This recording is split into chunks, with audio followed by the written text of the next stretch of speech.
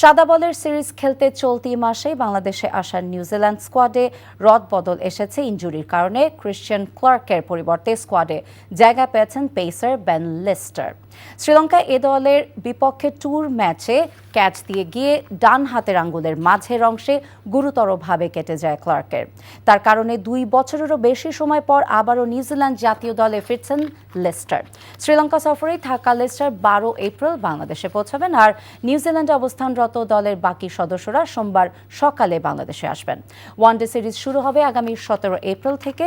সিরিজের প্রথম 2টি ম্যাচ অনুষ্ঠিত হবে মিরপুরে, আর শেষ ম্যাচটি হবে চট্টগ্রামে। এরপর শুরু হবে টি-20 সিরিজ। প্রথম 2টি ম্যাচ 27 ও 29 এপ্রিল চট্টগ্রামে। সিরিজের শেষ ম্যাচটি অনুষ্ঠিত হবে 2 মে ঢাকায়।